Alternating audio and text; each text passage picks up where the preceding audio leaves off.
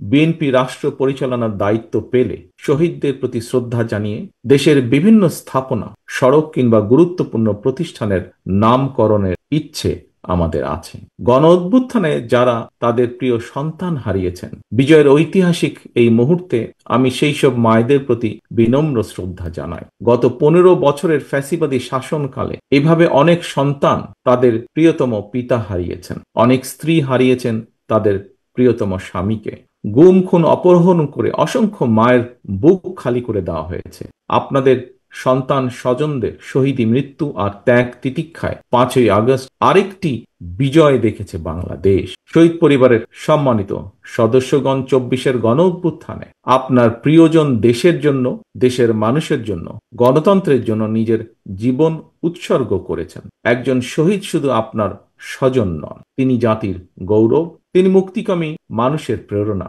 সুতরাং আপনাদের স্বজন হারানোর বেদনা, আপনাদের সহ্য শক্তি, সংগ্রাম এবং সাহসের প্রতি গণতান্ত্রিকামী জনগণের পক্ষ থেকে আবারও জানাই গভীর শ্রদ্ধা ও কৃতজ্ঞতা। 1971 সালে বাংলাদেশের স্বাধীনতা অর্জনের যুদ্ধে শহীদ মুক্তিযোদ্ধাদেরকে যেমন বাংলাদেশ ভোলেনি, 2024 সালে দেশ এবং জনগণের স্বাধীনতা রক্ষার যুদ্ধে বীর শহীদদেরকেও বাংলাদেশ কখনোই ভুলবে না। বাংলাদেশের প্রথম 5D AI ইনভার্টার যুক্ত সর্বোচ্চ বিদ্যুৎ সাশ্রয়ী যমুনা এয়ার কন্ডিশন। জনগণের রায় বিএনপি রাষ্ট্র পরিচালনার দায়িত্ব পেলে শহীদদের প্রতি শ্রদ্ধা জানিয়ে দেশের বিভিন্ন স্থাপনা, সড়ক কিংবা গুরুত্বপূর্ণ প্রতিষ্ঠানের নামকরণের ইচ্ছে আমাদের আছে। দেশ এবং জনগণের স্বার্থে যারা বিভিন্নভাবে আত্মত্যাগ করেছেন, তাদের কাঙ্ক্ষিত বাংলাদেশ গড়ার লক্ষ্যে একজন রাজনৈতিক কর্মী হিসাবে আমি শুধু আমাদের কিছু ভাবনা এবং পরিকল্পনা আপনাদের সামনে এবং আপনাদের মাধ্যমে বাংলাদেশের জনগণের সামনে তুলে ধরতে চাই। সংক্ষেপে, বাংলাদেশের ঘটনাবহুল ইতিহাসের আরেকটি ঐতিহাসিক রক্তাক্ত অধ্যায় ছিল জুলাই আগস্টের গণ অভ্যুত্থান।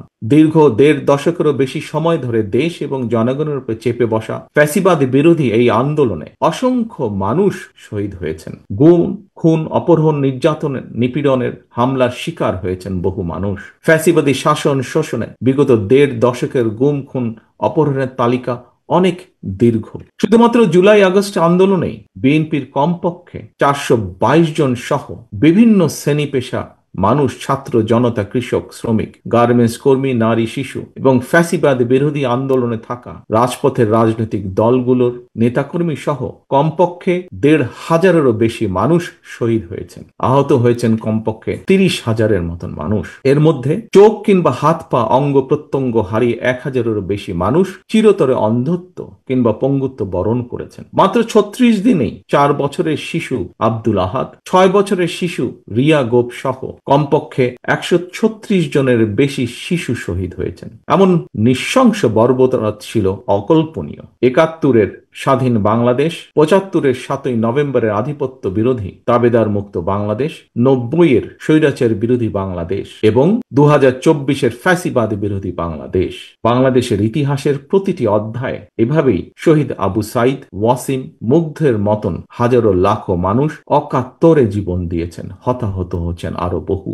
আমাদের প্রশ্ন, সকলের প্রশ্ন, মানুষ কি এভাবেই জীবন দিতে থাকবে তাহলে? এই মানুষগুলো কিন্তু কানাডার বেগম পাড়ায় অথবা মালয়েশিয়ায় সেকেন্ড হোম কিংবা সুইস ব্যাংকে অ্যাকাউন্ট খোলার দাবিতে কিন্তু আন্দোলন করেনি। তাদের দাবি ছিল রাষ্ট্র এবং সমাজে গণতন্ত্র এবং মানুষের অধিকার প্রতিষ্ঠা। বর্তমানে ফ্যাসিবাদ মুক্ত পরিবেশে জনগণের সামনে একটি আধুনিক প্রত্যাশিত গণতান্ত্রিক বাংলাদেশ গঠনের সুযোগ তৈরি হয়েছে। বর্তমান প্রতিযোগিতামূলক বিশ্বে যোগ্যতা এবং সম্মানের সঙ্গে টিকে থাকতে হলে অবশ্যই আমাদেরকে এই সুযোগ কাজে লাগাতে হবে।